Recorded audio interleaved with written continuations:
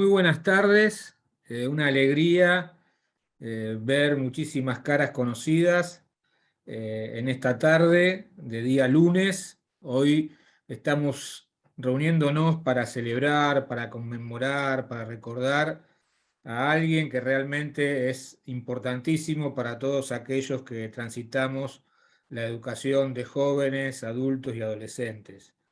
Paulo Freire. En el día de ayer se cumplieron 100 años de su natalicio y por eso desde la Dirección de Educación de Adultos y Adolescentes del Gobierno de la Ciudad de Buenos Aires queremos realizar este conversatorio recordando su figura, su legado, su tránsito por la educación que a todos nosotros en distintos momentos nos ha marcado y nos marca todavía.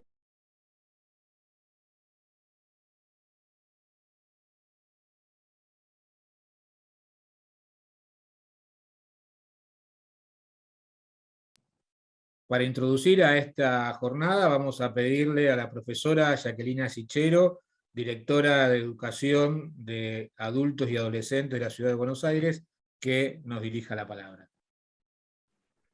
Hola, buenas tardes a todas y a todos. La verdad que es una alegría vernos las caras un poco más tranquilos que en el momento del Congreso, que estábamos un poco más a las corridas. Una alegría ver un montón de caras conocidas. Nos pareció importante este día juntarnos, todos los que amamos esta educación de adultos, todos los que creemos que de verdad tenemos una herramienta en nuestras manos que puede transformar vidas, todos los que aprendemos junto a nuestros estudiantes, los que respetamos las miradas, el aprendizaje, las vidas de los estudiantes y creemos que se construye educación junto a ellos, con ellos, para ellos. Así que no quiero hablar demasiado, tenemos a Carlos Pereira da Silva, un compañero que ha trabajado muy cerquita de discípulo de Paulo Freire, para nosotros quizá lejano, ¿no? Porque lo leímos en todos los libros, lo investigamos y hacemos de sus prácticas lo mejor que podemos en el sistema educativo y tomamos todo su legado para poder intentar construir nuestro trabajo docente siempre con una mirada hacia el otro de respeto, de una mirada atenta y de construcción en base al saber. Sabemos que es la educación y el trabajo lo que nos va a sacar adelante y nosotros creemos que el alfabetizar es un acto que no solamente nos hace sentir orgullosos como maestros, sino que nos genera un enorme placer. Los estudiantes creen que son ellos o somos nosotros los que les generamos a ellos un cambio de vida y ellos nos cambian a nosotros cada día. Cada estudiante nos cambia a nosotros nuestra mirada y cada estudiante que tenemos nos enseña una forma distinta de mirar la vida. Eso es lo que ocasiona la educación de adultos, por eso digo que enamora, porque enamora, amamos lo que hacemos y queremos siempre capacitarnos para hacerlo de la mejor forma posible, junto a ellos y con ellos. Así que agradezco un montón todos los presentes, somos casi 160 personas. Hoy Pedro nos dijo, son las 18:13, hoy le faltó decir la hora a Pedro, pero acá decimos 18:13 y vamos a disfrutar 40 minutos de las palabras de Carlos. Lo dejo a Pedro para que lo presente. Recuerden que el chat lo vamos a habilitar para no dispersarnos, más o menos en la mitad de la conferencia para que ustedes puedan hacer las preguntas que deseen hacerlas y nosotros vamos a tomar nota y vamos a poder charlar un poco porque esto es un conversatorio. Estamos más relajados que en el Congreso, nadie nos corre atrás, el tiempo que Carlos nos pueda dar va a estar recontra bienvenido y así que con tranquilidad vamos a ir anotando las preguntas y dando las respuestas que Carlos nos pueda dar. Un abrazo grande, un abrazo fuerte y a seguir peleando por esta educación de adultos que es tan pero tan maravillosa. Muchas gracias, Jackie. Carlos Pereira da Silva es profesor y licenciado en Ciencias de la Educación por la Universidad de Lomas de Zamora. Ha realizado diversos cursos sobre género, masculinidades, género y diversidad. Se ha desempeñado como capacitador pedagógico de docentes y directivos de escuelas de adultos y como docente en Instituto de Formación Docente. Es discípulo activo de Paulo Freire. Carlos, todo tuyo. Te vamos a escuchar y a disfrutar seguramente en esta tarde.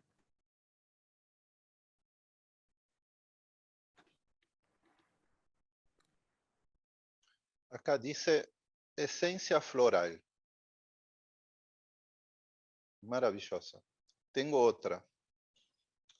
Esencia maderas. Preciosa. Uno piensa, de la esencia vienen los perfumes, ¿no? Por ejemplo, de la esencia floral, hoy mi compañera de la vida, Perla, me dijo, mira, de la esencia floral viene perfumes como 212, ¿no? Paloma de Carolina Herrera, Nina Ricci, de esta esencia floral. Qué lástima que ustedes no pueden sentir el aroma. Y yo sé, porque lo uso, de la esencia de madera viene Polo, que uno pone el perfume Polo, te siente a 2 kilómetros de distancia, ¿no? ¿Cuándo podríamos tenerlos? Ponele, ¿no? Y hoy uno guarda como un tesoro, ¿no? Un tesoro el perfume. Viene Kenzo, y siempre que tengo la posibilidad de comprar un perfume, voy a leer y siempre busco la esencia de madera. Entonces digo, me va a gustar. Entonces, la diferencia cuando uno se guía por la esencia es que yo puedo cambiar, no me interesan los nombres de los perfumes, porque yo mantengo siempre la misma esencia. Puede ser floral, por ejemplo, y traje dos, y madera. Ahora, ¿qué pasa cuando uno no conoce la esencia, no? Y va por los perfumes? Uno dice, ay, qué perfume interesante, y huele, lo pone aplica, intenta oler, pide para otra persona que lo huela, y dice, ay, me gusta. Y después descubre que te gusta el perfume porque tenía la esencia que te gustaba. En mi caso, de madera, o en el caso de mi compañera de vida, una de las personas que yo más admiro en mi vida, Perla, mi compañera de vida, descubre que es floral, ¿no? Y uno piensa, qué interesante, porque cuando uno sale, por ejemplo, a la noche, dice, voy a poner perfume, y se siente bien. Cuando volvés, ya el perfume ya fue, pero la esencia no se pierde nunca. La esencia no se pierde. La esencia no se pone en el momento que voy a salir o voy a participar de un evento. La esencia permanece en uno. Fue eso que Paulo nos enseñó. Fue eso que Paulo me enseñó, a buscar la esencia.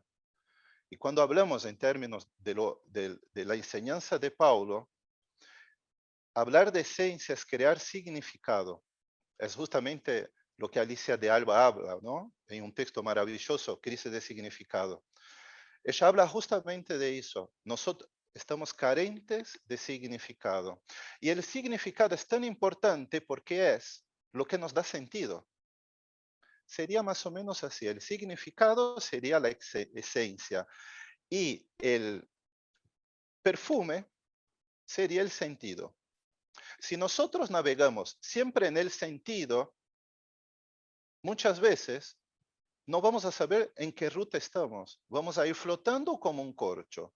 Si una conciencia de mi lugar en el mundo, ¿qué estoy haciendo acá? ¿Quién soy yo? Acordándonos e invitando a Felipe Mérieux cuando habla de Frankenstein educador. Entonces, Paulo nos enseñó esencia.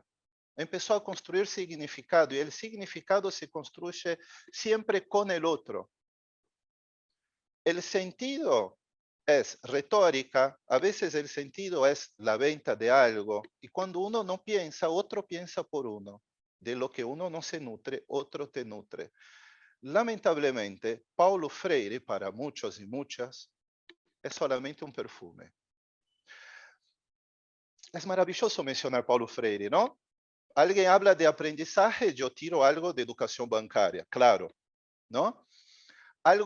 Veo una situación de injusticia donde estoy y digo, sujeto de derecho invita el sentido de el opresor y oprimido, terminamos en pedagogía del oprimido. Pero siempre estamos haciendo lo mismo. Paulo Freire para nosotros es pedagogía del oprimido, educación bancaria. La voz de Paulo fue siempre filtrada a través de otras personas. Entonces, en verdad, está bien, creamos y navegamos en el sentido. ¿Y será que carece el significado? Sí. Por eso no podemos bajar Paulo Freire a nuestras prácticas educativas, porque no tenemos la construcción del significado. Paulo Freire es un mensaje hermoso para conmover, una frase de efecto, algo que en un determinado momento es como un perfume que pongo a mí mismo para sentirme mejor y decir, estoy yendo en el camino correcto. Pero después de mi práctica, yo digo, no, qué insoportable ese alumno. ¿Mm? No puede ser, no les da la cabeza, no llegan. Y la pandemia nos invitó a repensar cuál es nuestro rol, pero desde el significado. Y el sentido puede servir. El perfume te puede servir, pero desaparece, es transitorio. Y la esencia no, la esencia es un horizonte. Cuando Paulo hablaba de la utopía, hablaba de eso, la posibilidad en el horizonte, la perspectiva de crear posibilidades en el horizonte. Esto fue la utopía de Freire. No fue un sueño delirante. Se acerca e invita a Maestro Galeano cuando dice, la utopía no sirve para caminar. Entender y empezar a pensar en clave de significado nos hace entender lo que quiso decir Paulo, porque él decía, no interesa lo que las personas piensan. No nos interesa lo que las personas piensan. Y sí nos interesa por qué piensan lo que piensan. Y cuando estamos en esa perspectiva, podemos generar un lugar de encuentro con el otro. La perspectiva de, ¿por qué pensás eso? No, nos lleva a una batalla campal, un lugar de desencuentro, no un lugar de diálogo con el otro. Paulo decía, el diálogo es un acto revolucionario. Y me acuerdo de Bauman cuando habla de la comunicación en las redes y dice, el verdadero diálogo es charlar con personas que piensan distinto de uno y no likes, ¿no? Entonces, o sea, pensar el significado es hablar de aprendizaje pensando en qué matriz didáctico-pedagógica yo estoy. Porque hablo de aprendizaje, a veces no sé en qué matriz de pensamiento didáctico o pedagógico estoy. Estoy hablando del perfume. Entonces hablo, por ejemplo, de la evaluación continua, del aprendizaje basado en proyectos, pero cuando intento tener contacto y construir esto en mi práctica docente con otros sujetos, en los sujetos de aprendizaje, no puedo, porque me falta la esencia. Hablo de las relaciones tóxicas y está de moda hoy, ¿no? Era un tóxico, era una tóxica. Pero no me pregunto, ¿qué me hizo meterme en una relación tóxica?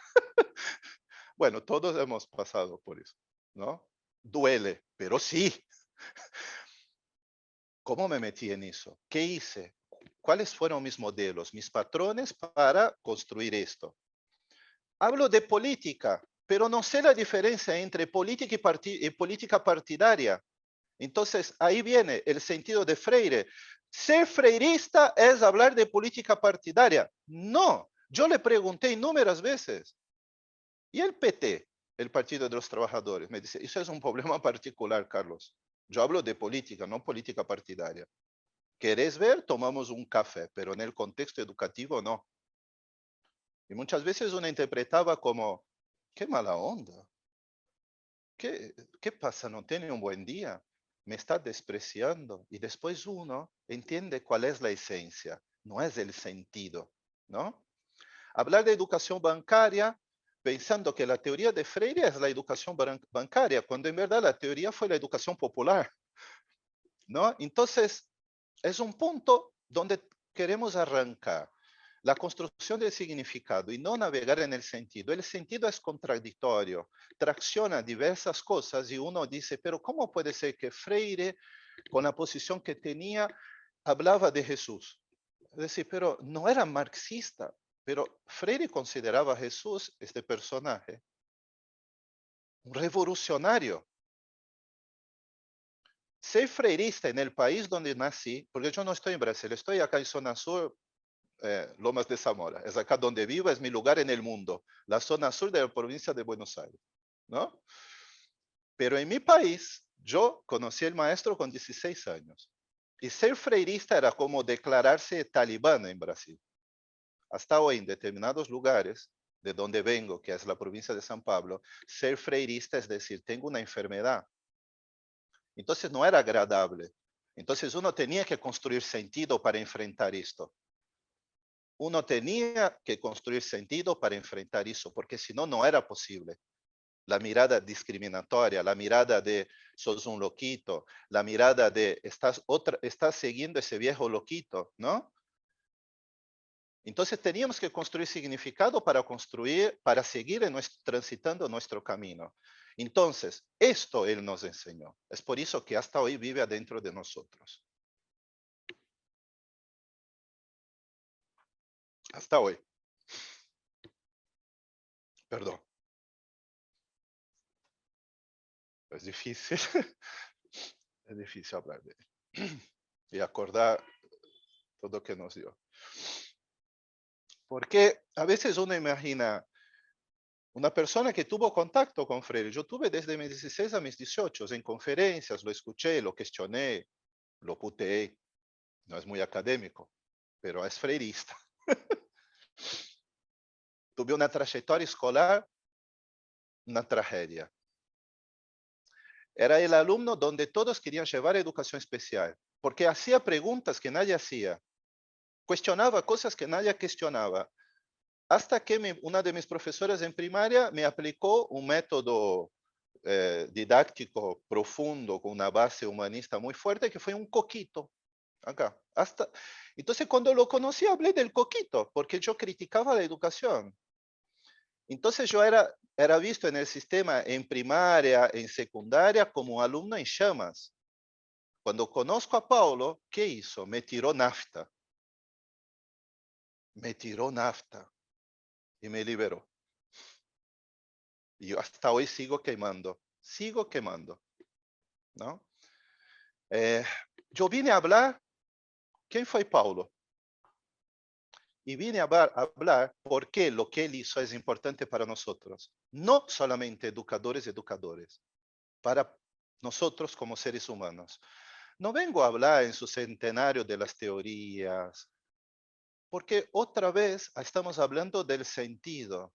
Y es lindo hablar de la educación como práctica de libertad, y después nosotros no podemos bajar a nuestra práctica docente, ¿no? Encontramos con esa disyuntiva, tensiones. Entonces, ojalá les sirva, pero yo vengo a decir, ¿quién es Paulo?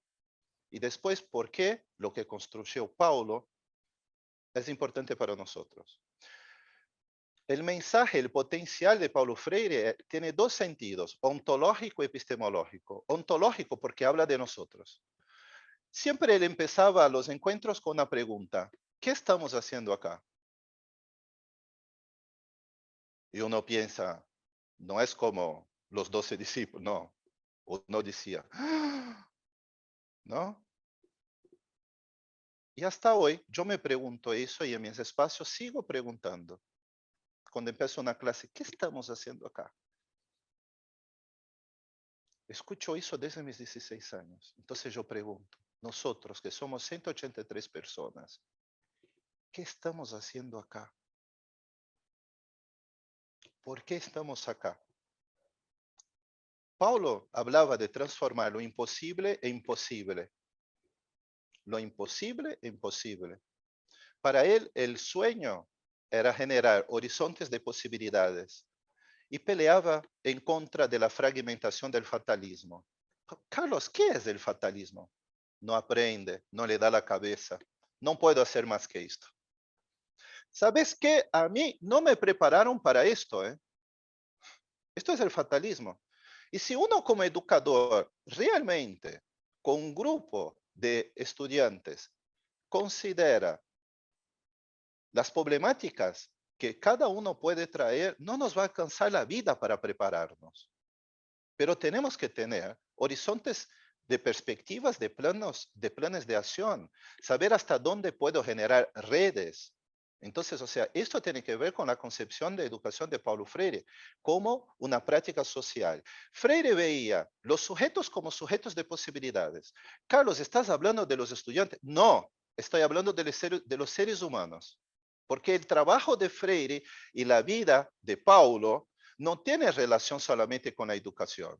Y es eso que quiero mostrar en esa primera parte, hablando de la vida de él, un poco de la vida de él.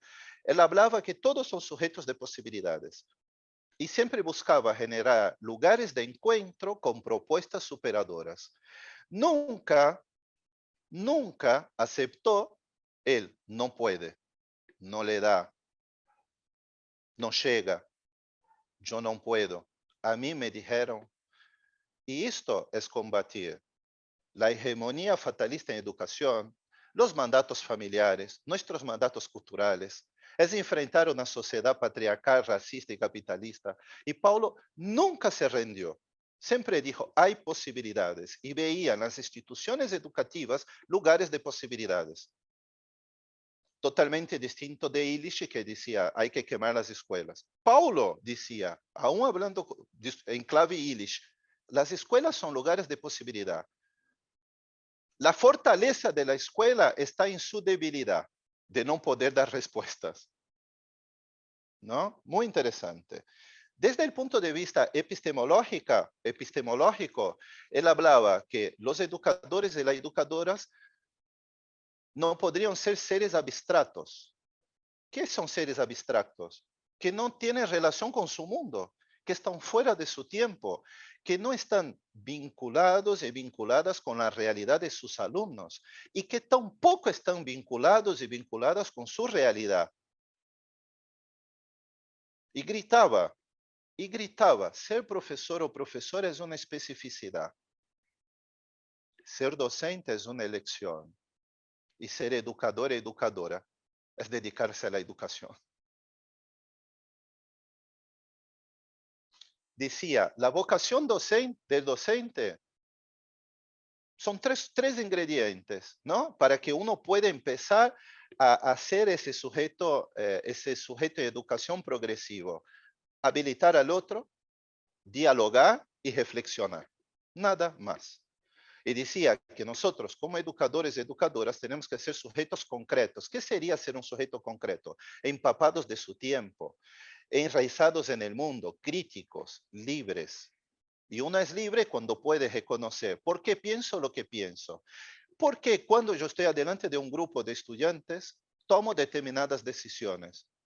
¿Qué me lleva a tomar determinadas decisiones? Hoy hablamos de la reflexión docente en la formación docente, ¿no? La reflexión del docente o de la docente de su propia práctica.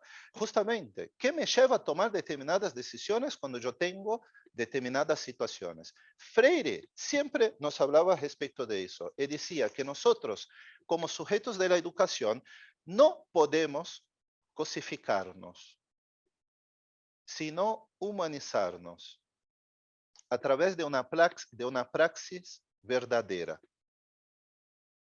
Sin esencia, sin significado es imposible. Paulo Freire se transforma en un perfume que yo pongo o pongo en los demás en el momento que necesito manejar una situación o porque queda bien o porque me convenzo que estoy en el camino correcto, pero el sentido es como el auto, no lleva. El significado es el motor, ¿no? Él fue conocido cuando era chico, el niño que plantaba palabras donde vivía. El niño que plantaba palabras, porque decían, ahí viene el niño loquito, el que planta palabras. La mamá de Freire le empezó a enseñar a escribir antes que él entre en la educación formal. Y Freire decía, mi pizarrón fue la tierra y mi tiza fueron las ramas. Entonces la mamá le enseñaba a leer y escribir así, en la tierra. Y después que la mamá se iba, él seguía repasando, ¿no? Escribiendo.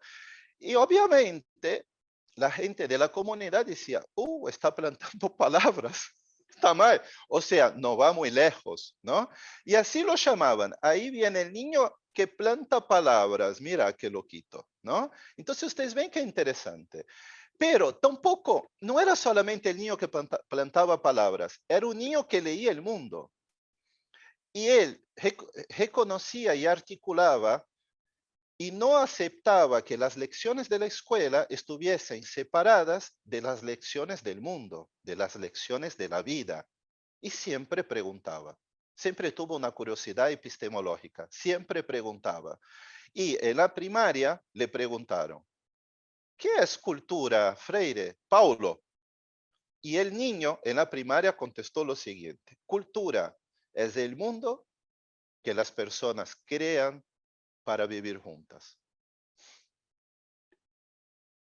Nunca dejó de lado las lecciones del mundo, nunca dejó de lado las lecciones de la vida. Entonces, cuando uno escucha hablar que hay que considerar el contexto de los estudiantes, uno piensa, otra vez ponemos el perfume, no.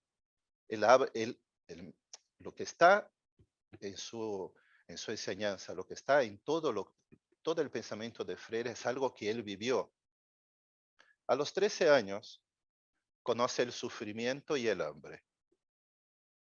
Porque a los 13 años de edad fallece su papá. Su papá era capitán de la policía.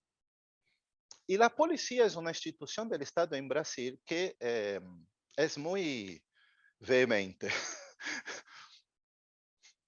Muy vehemente y, ¿no?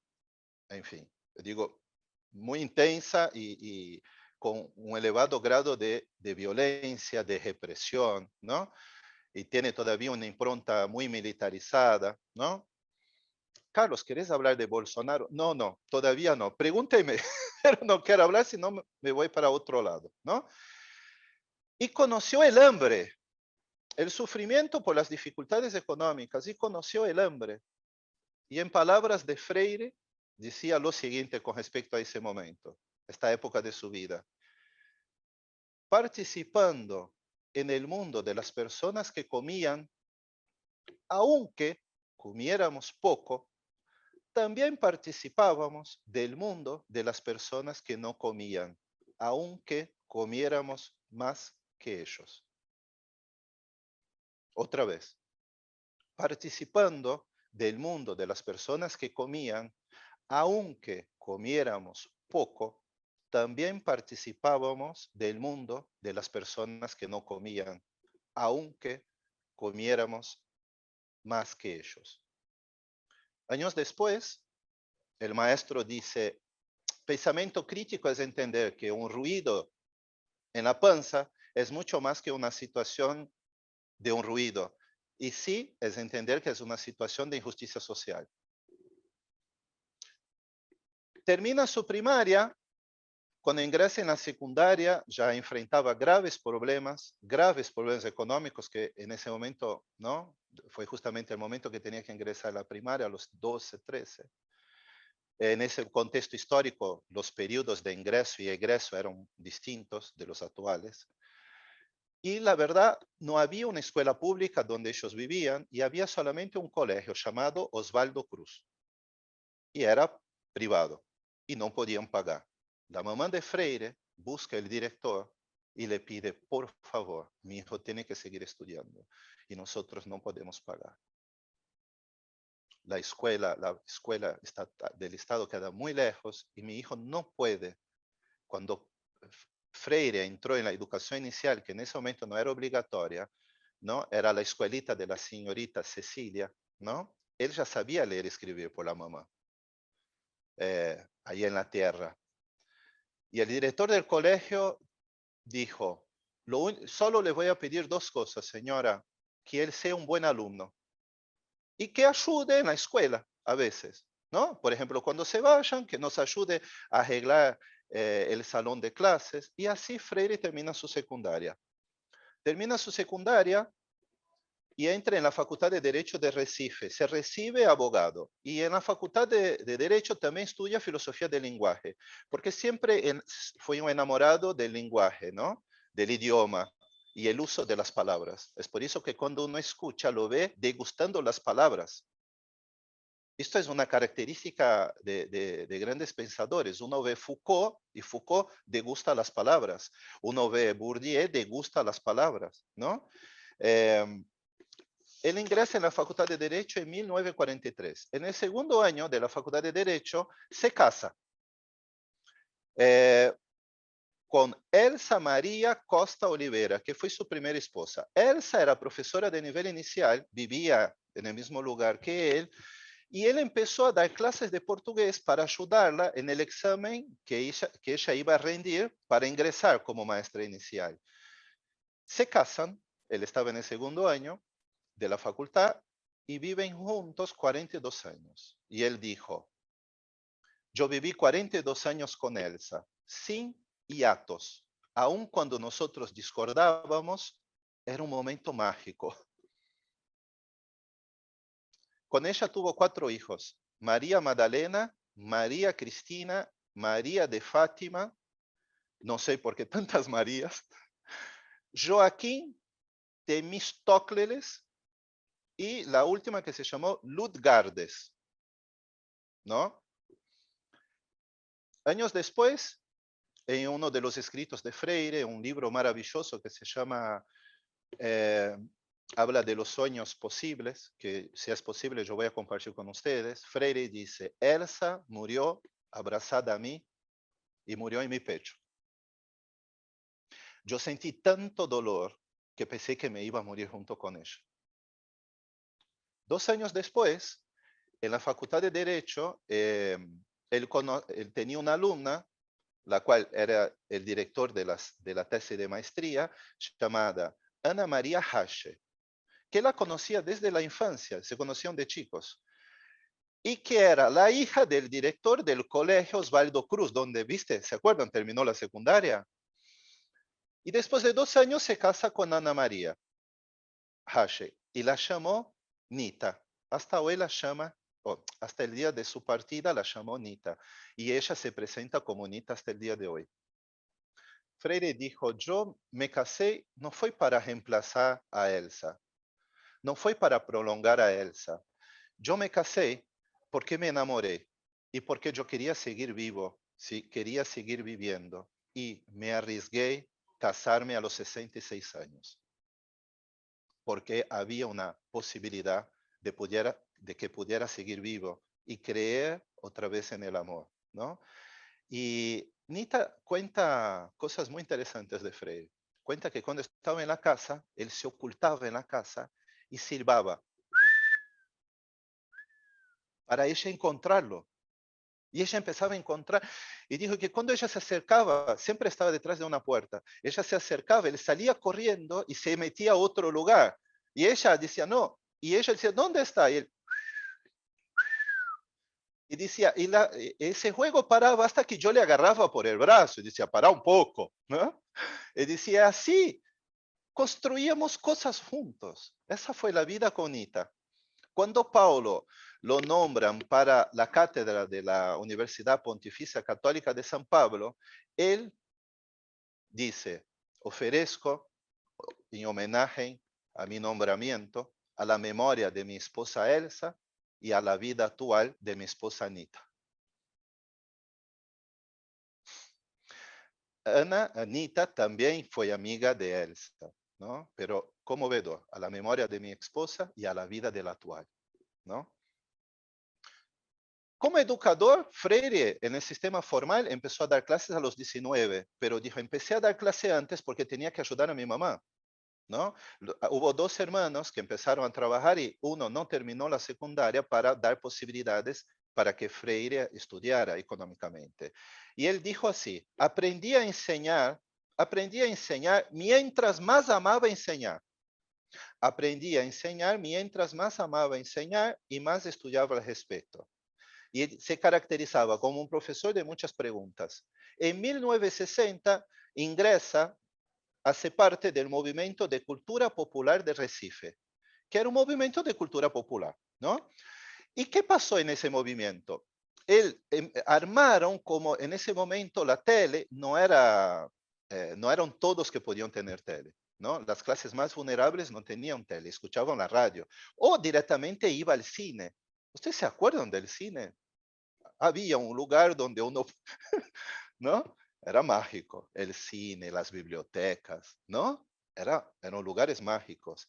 Y él decía, y la gente del lugar donde estaba, que era muy vulnerable, el nordeste de Brasil, es un lugar muy vulnerable, muy desfavorecido, con niveles de situaciones de pobreza comparado a países africanos. Él generó con ese grupo de cultura popular un grupo de teatro móvil y buscaban los lugares en cada ciudad, ¿no? En cada barrio, donde podían armar ese tipo de teatro móvil. Y decía, elegimos lugares donde no teníamos que pagar impuestos. Y hacía una presentación de teatro. Veía cuánto era el precio del ingreso, ¿no? Del cine. Decía, poníamos un precio más barato. Y así la gente también tenía contacto con ese mundo.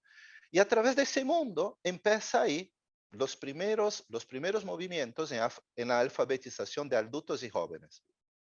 Porque decía, aparte del encuentro, había muchas personas que hablábamos y que no sabían leer y escribir. Entonces empiezan esos primeros movimientos en esos encuentros teatrales como de cultura popular, ¿no?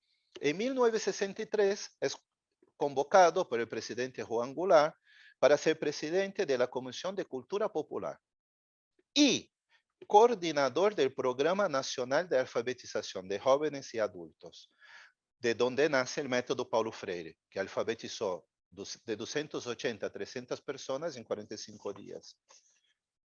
Hasta que hubo el golpe militar, Freire estuvo 75 días encerrado y estuvo exiliado casi 16 años afuera de Brasil. Vuelve en 1980. Estuvo en Bolivia, en primer lugar en Bolivia, Chile, Estados Unidos, Suiza y países africanos.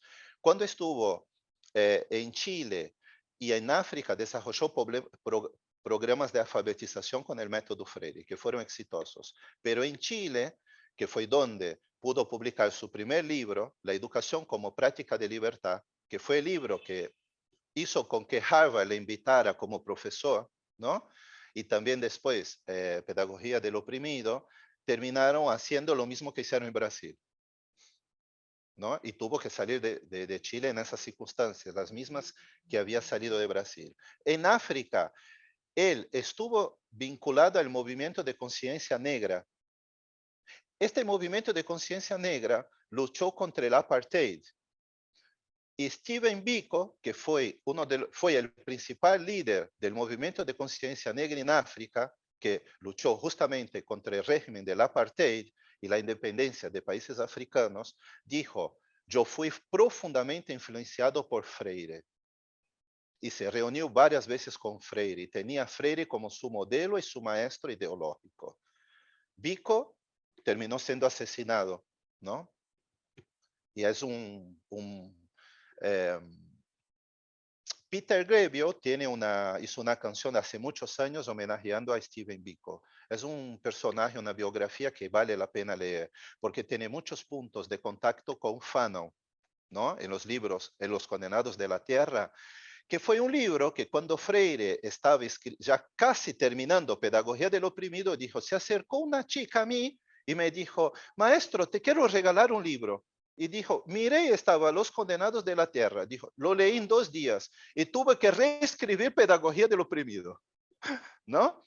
Entonces, las historias de Freire con respecto al movimiento de conciencia negra son increíbles. Estábamos en un auto, ¿no? Por África, caminando por Guinea-Bissau, por ejemplo, y veíamos situaciones que iban a ametrallar el auto. Pasamos por un lugar donde había una escuela destruida y yo pregunté, ¿por qué la escuela está destruida? Una escuela primaria. Dijeron, porque hubo protestos con respecto al apartheid y la policía destruyó la escuela, bombardearon la escuela. Y Freire se veía en esas situaciones, como también reunió líderes del movimiento Conciencia Negra y otros movimientos que tenían diferencias políticas y coordinó el encuentro, diciendo, a ver, políticamente, ¿qué propone ustedes? Sin que haya una pelea. Y pudo unir en una misma concepción. Entonces, o sea, no fue nada más que educación bancaria o pedagogía del oprimido, ¿no? La vida de ese hombre.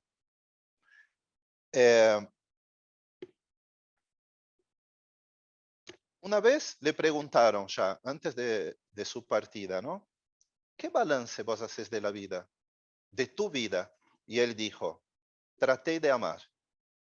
Y tratando de amar, nunca dejé de querer conocer. Esto fue un poco de Paulo. Ahora les quiero hablar de Freire. Un minuto. Voy a compartir algo con ustedes.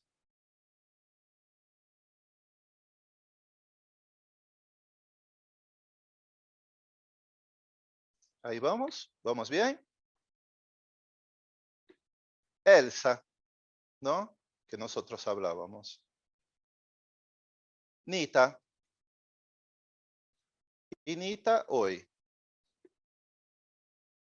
que sigue luchando. Nita consiguió una liminar, una medida cautelar en la justicia para que dejen de agredir la memoria de Freire, ¿no? Porque el actual gobierno brasileño está defenestrando la memoria de Freire en todos los sentidos. Creo que ustedes saben de esto. Y Nita sigue luchando, aún con 83 años.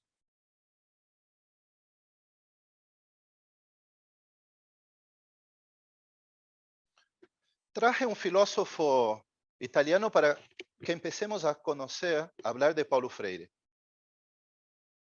¿Qué sería, no? La deuda de existir. Y Freire siempre habló de eso. Siempre habló de nuestro lugar y de nuestra intervención en el mundo. Transformar y retransformarlo. Y no adaptarse al mundo. Y ahí es donde viene la utopía. Ahí donde viene el inédito viable de Freire. Ahora, ¿qué quiere decir con ser, no? Él hablaba de existenciarse, ¿no? Desde el aspecto ético, político, antropológico y pedagógico. Entonces vamos a charlar en lo que nos queda del tiempo. Pedro, ¿cómo vamos? Perdón. Bien, vamos a hablar un poquito de eso. Carlos, ¿dónde estamos? Es donde estamos construyendo y haciendo un ejercicio para ver si, por qué lo que pensó Paulo Freire es importante para nosotros. Si realmente hay esencia en eso, nos quedamos nada más con el perfume. 10 minutos te quedan, Carlos. Ah, gracias, Pedro. Hablo de existencia como conciencia de la comprensión de la presencia interferidora en el mundo. Carlos, interferir es lo mismo que intervenir, porque hablamos de intervención docente. La etimología, que es donde Freire vivía, ¿no? La etimología de intervenir es ponerse entre dos posturas, entre dos situaciones. Y la etimología de interferir es meterse en una acción. Entonces, miren la esencia de Freire. Interferir, me meto en una acción. Sí, la educación es una cuestión de vida para Freire, no de academia. Entonces, vamos a charlar en estos minutos si podemos construir un significado con respecto a esto. La educación, Freire definía la educación como una teoría del conocimiento puesta en práctica, como una teoría del conocimiento puesta en práctica, y que esta práctica es una práctica social, y que tiene dos salsas, un acto político y un acto estético.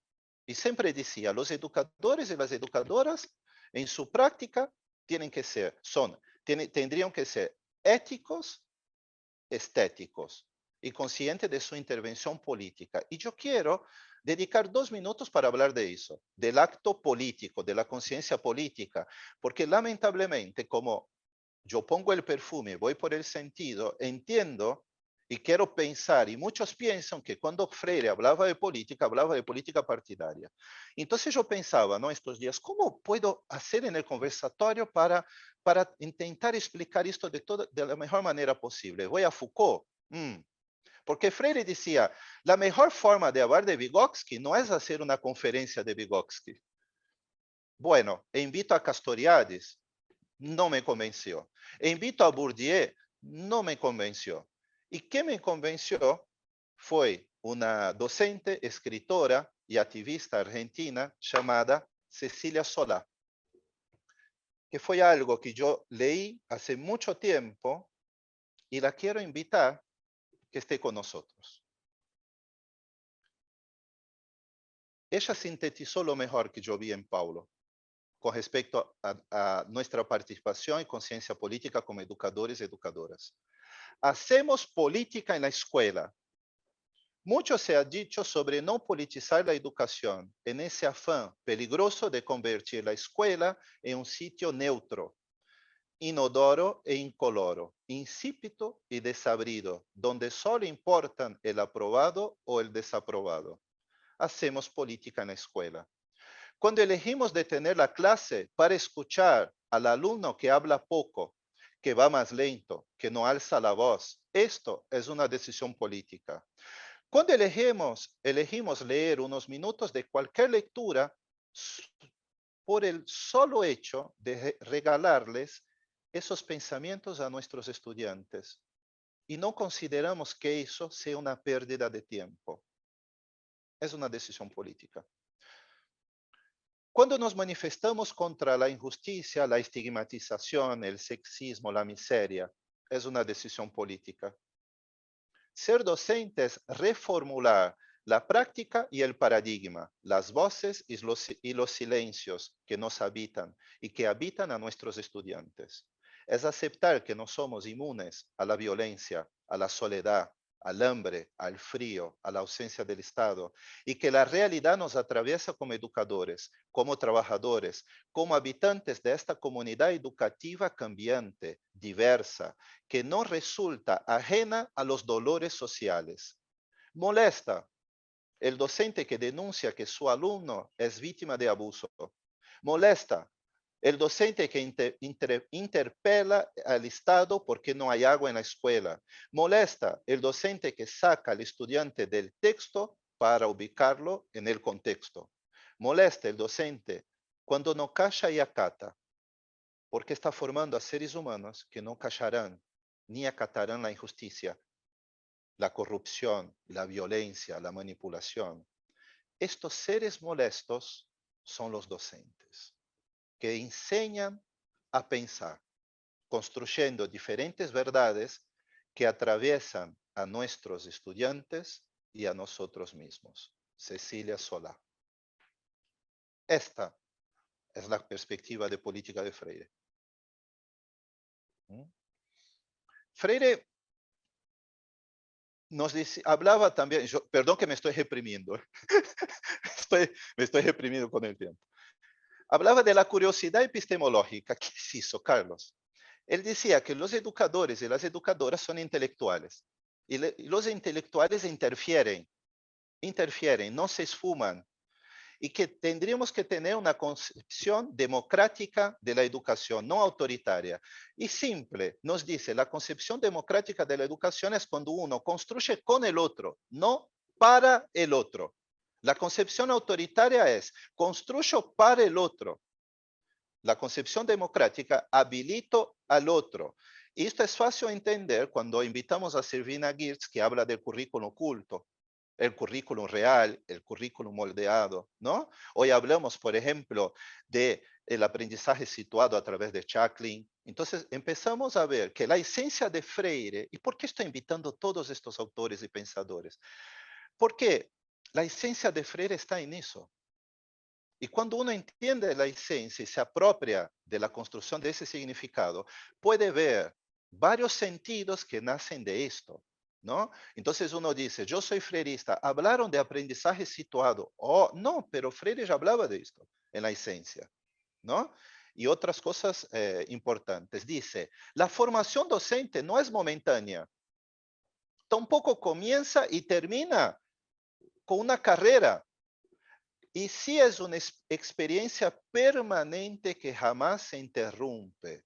Carlos, estás diciendo que nosotros como educadores y educadoras tenemos que seguir formándose, pero por supuesto, porque seguimos reflexionando. Si es una práctica social, Pozo Monicio decía, cambia el contexto cultural, cambia lo que se aprende y cómo se aprende. Entonces Freire hablaba del educador y de la educadora progresista como esta persona que siempre está buscando algo, que tiene esa curiosidad epistemológica. Y cuando él habla de nuestro quehacer educativo, y cuando hablamos de nuestro quehacer educativo, podemos ser docentes de inicial, primaria, secundaria, profesorados, universidades, educación no formal. Y está la esencia de Freire. Está la esencia de Freire. Freire nos atraviesa, nos genera un lugar común, nos genera un lugar de encuentro. Y habla que las clases no tendrían que ser clases, tendrían que ser encuentros. Y ahí critica la transmisión del conocimiento. esa perspectiva contenidista y dice, los educadores y las educadoras creen en el poder mágico de los contenidos. O sea, yo vengo, doy mi clase y los contenidos hacen con que los alumnos empiecen a ser críticos, empiecen a tener conciencia. Entonces, en una entrevista le pregunto, pero ¿cómo un profesor de matemática va a decir a un estudiante, vos tenés que tener conciencia crítica? Dice, no, esto es del profesor de historia. Y él decía, no. ¿Cómo puede ser que un profesor o una profesora de matemática enseñe a sumar y no diga a sus estudiantes, a partir de ahora es importante que ustedes suman porque van a poder ir a comprar en la verdulería de tu barrio? Entonces él habla que la educación no puede estar descontextualizada del mundo que rodea a los estudiantes. Era esto, porque esto nos trae el aprendizaje significativo de Ausubel. Y esto nos trae el concepto de aprendizaje situado, que no es una estrategia, no puede ser sentido, es una esencia. El aprendizaje situado es una postura, es un acto, no puede ser una estrategia, porque es la construcción, habla de la construcción con el otro. Freire decía de la dimensión liberadora, ¿no? ¿Cuál es la dimensión liberadora de nuestra práctica educativa? Creamos subjetividad. Y como creamos subjetividad, siempre vamos a estar intercambiando, nutriendo a nuestros alumnos también de nuestra visión del mundo. O sea, el tema de ir al sentido es decir, si yo soy freirista, yo tengo que levantar una bandera, tengo que pelear con alguien. No, no. El tema de ser freirista es entender cuando el alumno te dice, no tengo plata para comprar los apuntes. Cuando un alumno en primaria te dice, señor, me cayó un diente, vino el ratón Pérez y te invita a hablar de esto, o del hada de los dientes, yo estoy un poco desactualizado. Y no simplemente decir, ay, qué bueno, te van a decir otro diente, o no tengo plata, ya vas a tener. Entonces no podemos bajar, sí, vamos de menor a mayor complejidad, pero nosotros vamos a mayor siempre complejidad y no podemos bajar Freire a la tierra, no lo podemos bajarlo, porque estamos en el sentido. Entonces, lo poco que podamos hacer desde nuestros lugares, habilitando al otro, escuchándolo, dialogando con él, ya es entrar en ese camino maravilloso que decía Freire, el camino de construir un mundo, ¿no? Donde el sujeto pueda tener una participación activa en su mundo, pueda saber por qué pienso lo que pienso. Carlos Clear nos dice, no podemos vivir como educadores y educadoras sin tener la capacidad de asombro. Y es eso. La educación no es una práctica matemática, es una práctica social. Y a veces llegamos a dar clases y nosotros también que somos de adultos. ¿Y que puede pasar eso? Como una vez una profesora de adultos me comentó, primaria de adultos, ¿no? Preparó la clase y tenía que hablar de Revolución Francesa. Y dijo, bueno, ¿cómo voy a armar la clase? Voy a comprar una baguette, porque todos conocen lo que es una baguette, ¿no? Entonces presento y digo, mira, ¿qué es eso? Una baguette. ¿Y de dónde viene la baguette? Un golazo. Y así planificó la clase. Llega en primaria de adultos, que nosotros conocemos un poco lo que es en territorio, y dice, ¿qué es eso? Y todos dicen,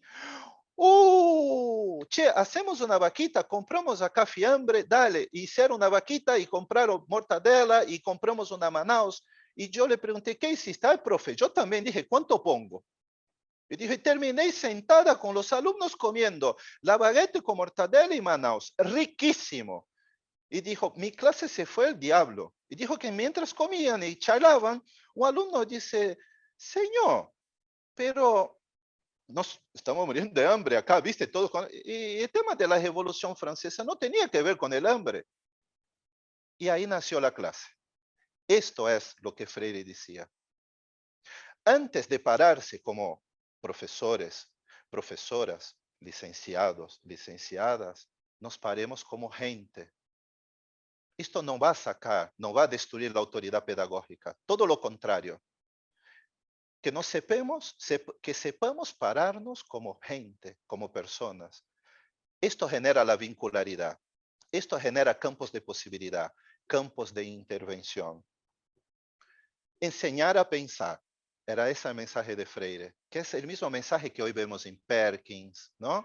Vemos en varios autores que hablan de no hacer con que los alumnos y las alumnas piensen lo que nosotros queremos que piensen, pero habilitar que ellos puedan pensar en mundos posibles, recordando a Brunner. Era este el mensaje. Entonces, o sea, Carlos, ¿vos crees que nosotros podemos hablar? ¿Podemos hacer eso desde nuestros lugares? Si nosotros entendemos y empezamos a oler la esencia, podemos empezar. Ahora, si nosotros vamos al perfume, siempre va a ser un sueño, siempre van a ser palabras de efecto, siempre va a ser yo soy freirista, pero cuando veo un alumno o una alumna delante de mí una situación difícil, hago de cuenta que no lo veo. Siempre que veo que puedo intervenir en determinadas situaciones que no tienen que ver con contenidos, yo me corro. No, no hay problema, pero uno tiene que tener conciencia de dónde está parado, ¿no? De lo que está haciendo. Quiero agradecer a Jackie la invitación, el espacio. Quiero agradecer a Pedro también, que siempre estamos caminando juntos, por la oportunidad de estar acá e intercambiar con ustedes estos pensamientos y lo que uno pudo vivir.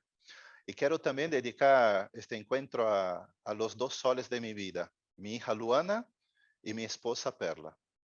Muchas gracias. Estoy a disposición para lo que ustedes quieran preguntar, pensar o hasta insultarme. No hay problema. Gracias. Gracias. Gracias.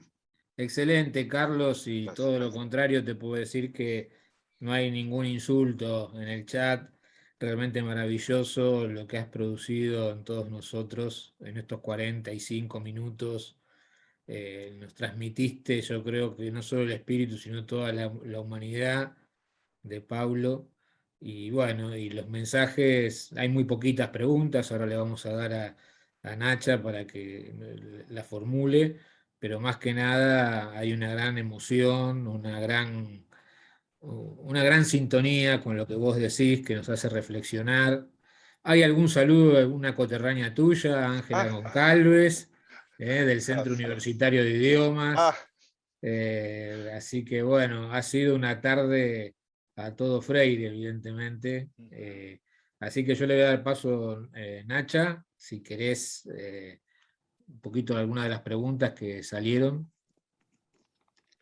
Hola Carlos, buenas hola. tardes. Buenas tardes. Bueno, muchísimas gracias, la verdad que fantástica todo lo que contaste y nos encanta contar con vos y obviamente volver a invitarte en alguna otra oportunidad.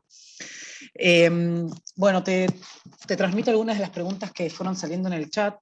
Acá Eugenia pregunta, ¿cuál sería para vos el aporte de Freire a los educadores de esta época de incertidumbre y caída de las certezas de la modernidad? Qué linda pregunta, porque esto es Alicia de Alba, ¿no? Esto es Alicia de Alba, pero hacemos una invitación para contestar la pregunta de la compañera, invitando a Morín, porque justamente la concepción de Morín con respecto a la incertidumbre no es la incertidumbre como la caída de algo, y sí como nuestra realidad.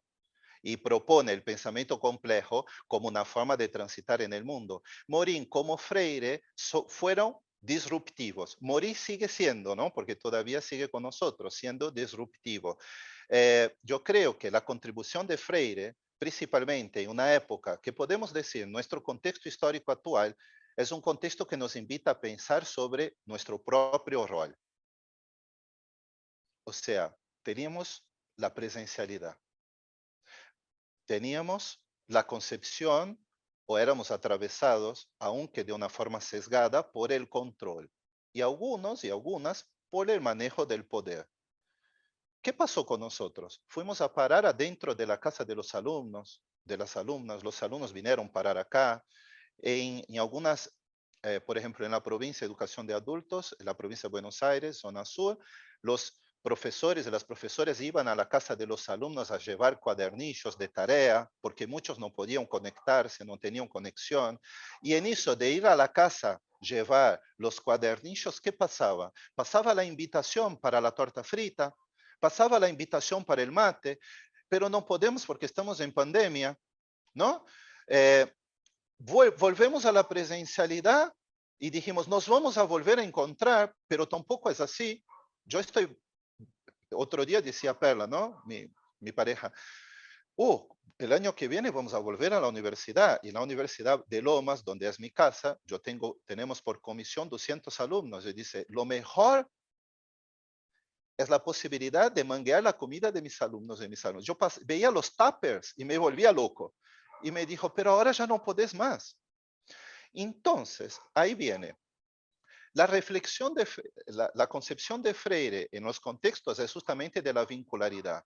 Perdimos determinadas prácticas con respecto a eso, pero seguimos construyendo. La vincularidad sigue construyendo. El lugar de encuentro como seres humanos y la pedagogía del deseo, y como decía Freire, de los sueños posibles, sigue existiendo.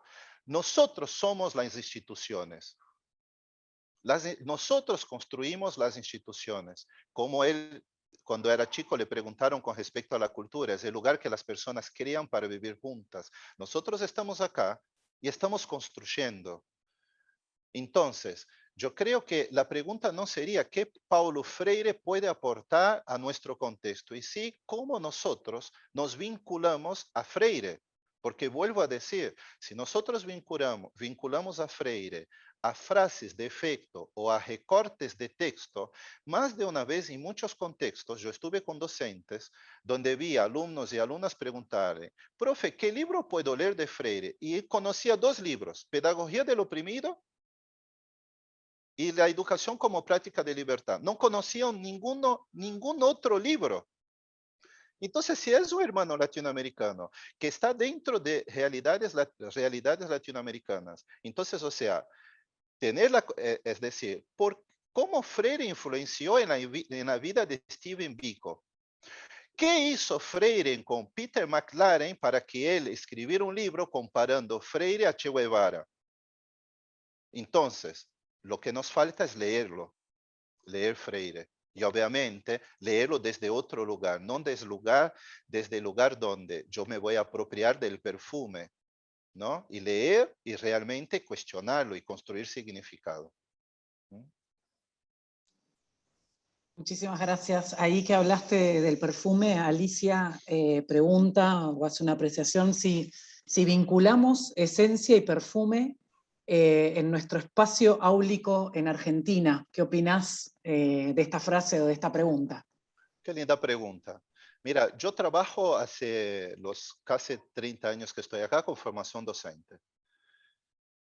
Y hace 30 años que nosotros hablamos de la reflexión sobre la propia práctica.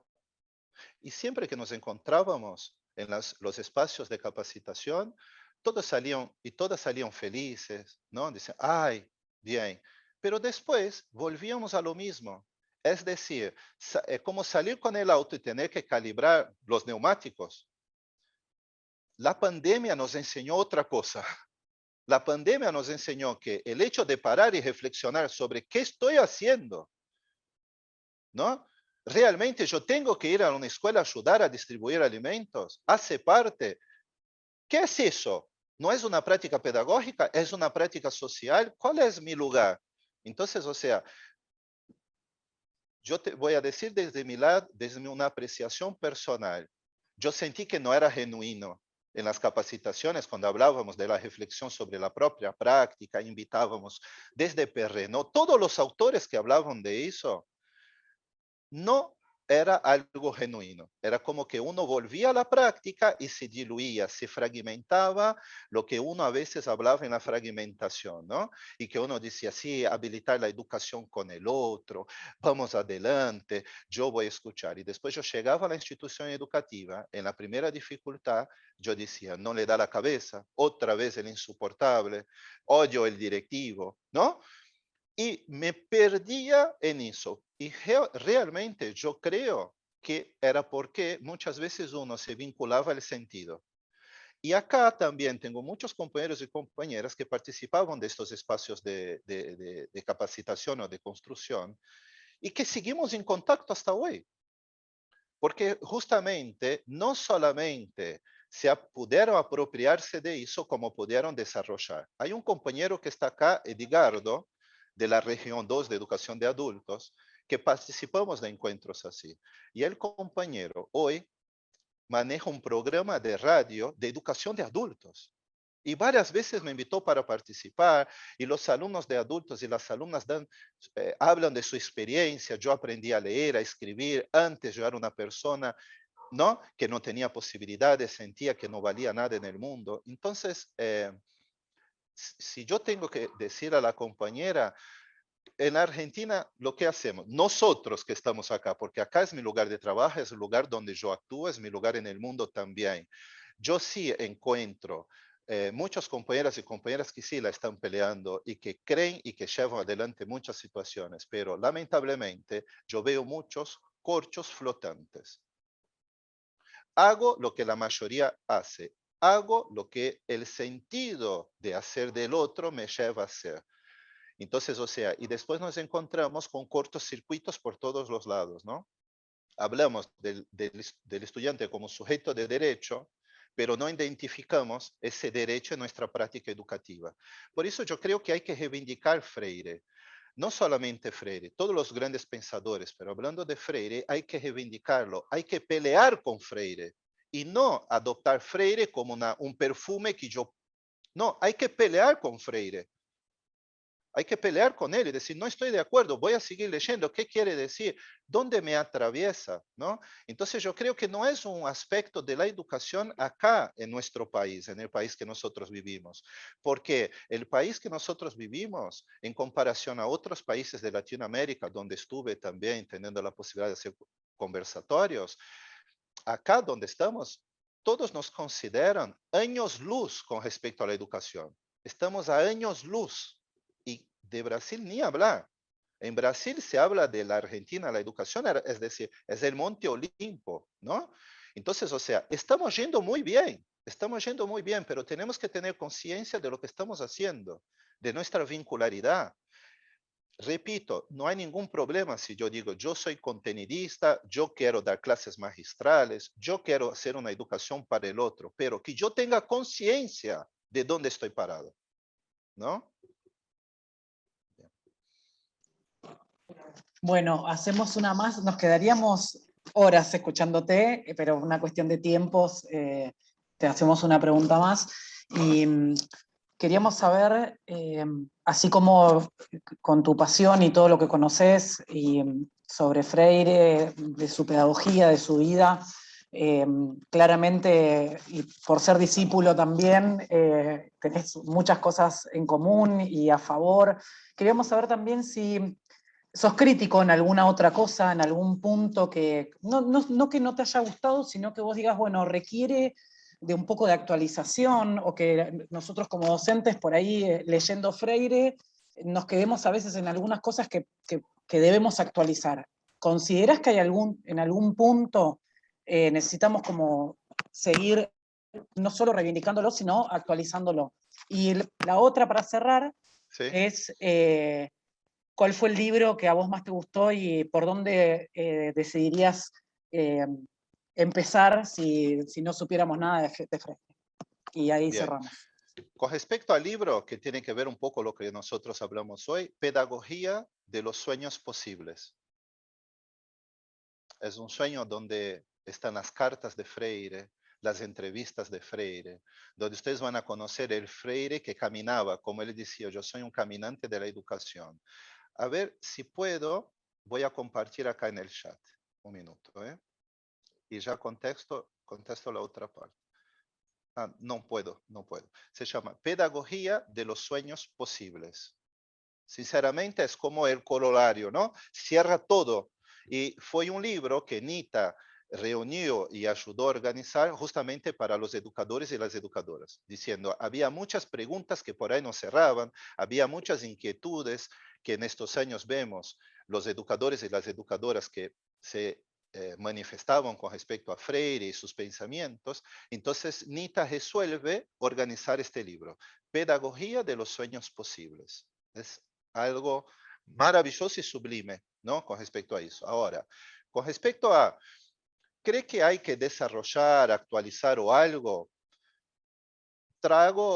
Me invito acá a Tomasello, ¿no? Tomasello, un psicobiólogo que desarrolló una teoría muy interesante que fue la teoría del efecto de trinquete, que dice, la evolución cultural es una acumulación sucesiva de una generación a otra, no está establecida por el diseño genético.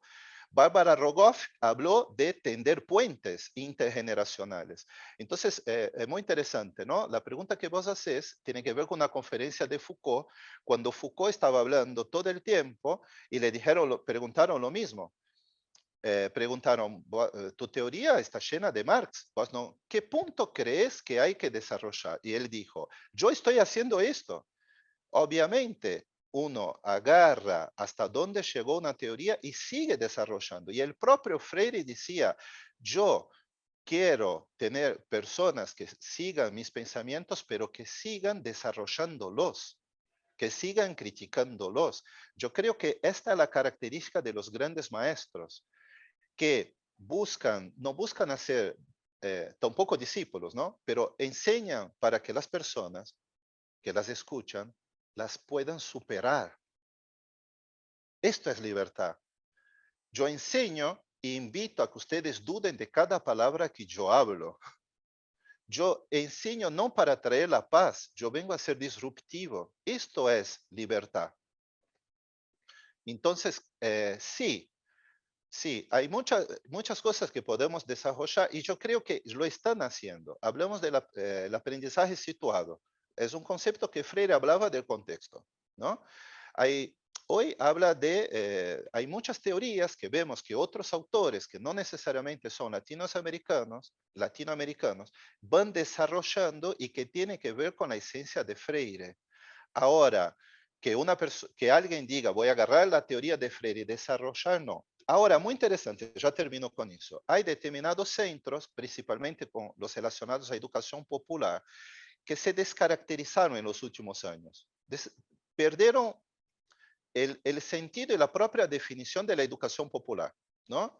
Y hoy encontramos, por ejemplo, diplomaturas para formar un educador popular. Entonces, o sea, vemos sí que hay movimientos de decir, no, el único camino que Freire dijo hay que actualizarlo. Y me parece bien que lo actualicemos, pero dentro de su esencia.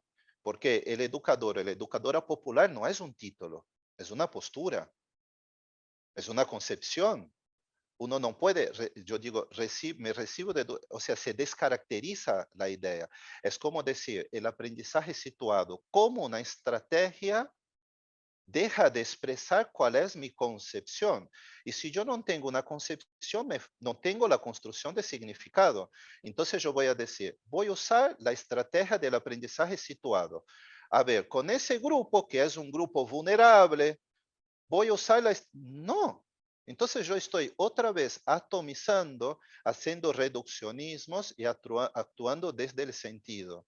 Yo creo que Zygmunt Bauman desarrolló Freire, ¿no? Byung-Chul Khan, hoy un gran pensador norcoreano que está en la Universidad de Princeton, en la Universidad de Colombia, también declara, yo leí, amo a Freire, me considero un seguidor de Freire y sigue desarrollando, ¿no? Entonces, o sea, hubo varios pensadores que sí desarrollaron. Ahora, si vos me decís, por ejemplo, ¿qué vos criticarías a tu maestro? Yo soy sincero, que se fue muy temprano, que se fue muy temprano. Esa es mi crítica, se fue muy temprano. A mí me gustaría haber cuestionado más cosas, haber preguntado más cosas, porque las veces que tuve la oportunidad de encontrarlo, yo siempre peleé con él. Yo siempre peleé con él. ¿No? Es muy interesante, porque yo soy una especie de discípulo converso, ¿no? Porque ya al final nos dimos un pico. Pero fue una pelea. Fue una pelea. Yo me acuerdo una vez cuando él era secretario de Educación en San Pablo, en la provincia de San Pablo, que sería como director, ¿no? Aquí sería como ministro de Educación, él decía, hay que legalizar la forma de expresión de las personas. Entonces, si una persona habla mal, hay que reconocer y legalizar que hace parte de su mundo y no recriminarla o etiquetarla. Sería más o menos así. Los niños que hablan 2 pesos, hay que reconocer que 2 pesos es válido y no 2 pesos.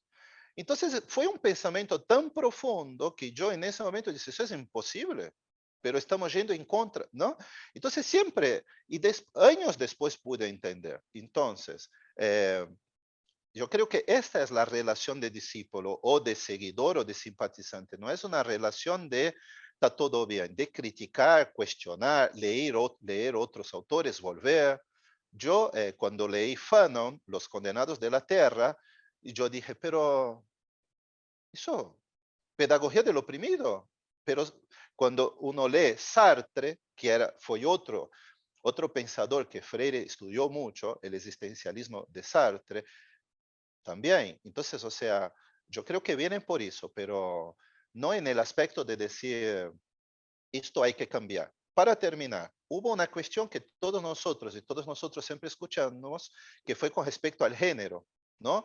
Hubo movimientos feministas en la década de 90 que criticaron duramente a Paulo Freire, porque él usó principalmente en la pedagogía del oprimido un lenguaje sexista, ¿no?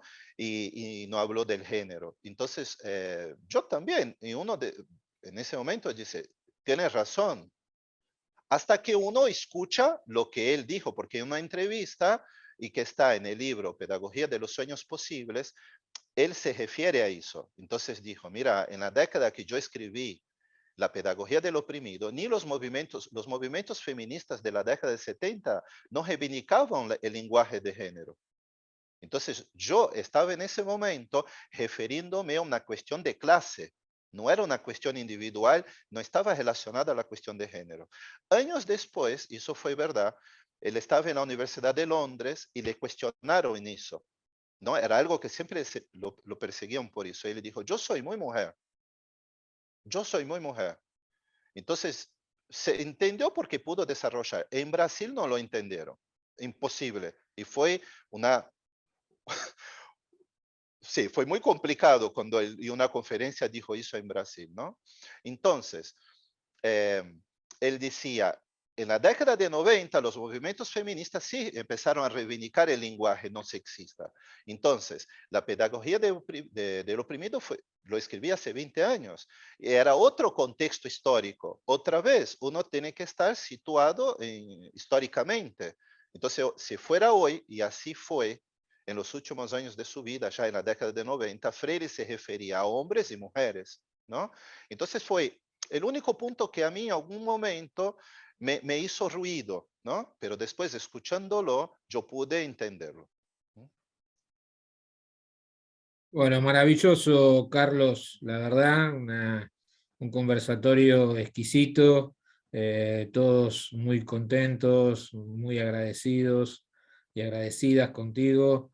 El chat, realmente un lujo, todo lo que han puesto de vos, compañeros tuyos, alumnas, muchas Ah, exalumnas, muchos gracias. docentes que se han formado contigo y seguramente en el futuro seguiremos formando docentes, Carlos, y dando la batalla para que podamos llevar a Freire a cada una de las aulas y aplicarlo y sentirlo y trabajarlo y hacer más humana nuestra tarea docente cada día. Jackie, todo tuyo. Bueno, Carlos, ahí me están pidiendo más de estas charlas, así que bueno, vamos a seguir construyendo para pensarnos. Un gusto. Ahí agradezco un montón, te agradezco enormemente, te digo que se me llenaron los ojos de lágrimas varias veces, me Ah, emocioné, porque lo que tiene la educación que nosotros elegimos, la educación de adultos, es eso.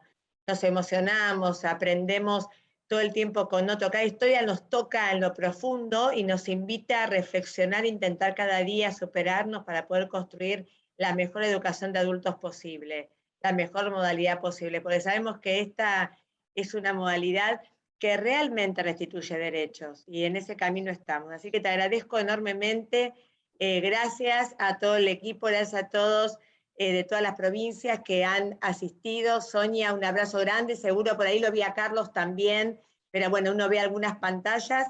Abrazo grande a todas las provincias y a toda la ciudad de Buenos Aires, a los supervisores y a los directores. Y sí, va a haber más conversatorios, porque tenemos que seguir reflexionando, tenemos que seguir pensándonos juntos y juntas y aprendiendo de todos y todos. Así que la verdad es re importante que nos toque, que lloremos, que nos emocionemos, que seamos respetuosos, que tengamos ética, que construyamos diálogo, que podamos construir las diferencias, que podamos ser respetuosos de las decisiones del otro, y de eso se trata. Así vamos a crecer como pueblo. Así que gracias, Carlitos, gracias, Pedro, y a todo el equipo. Gracias. Gracias. Abrazo.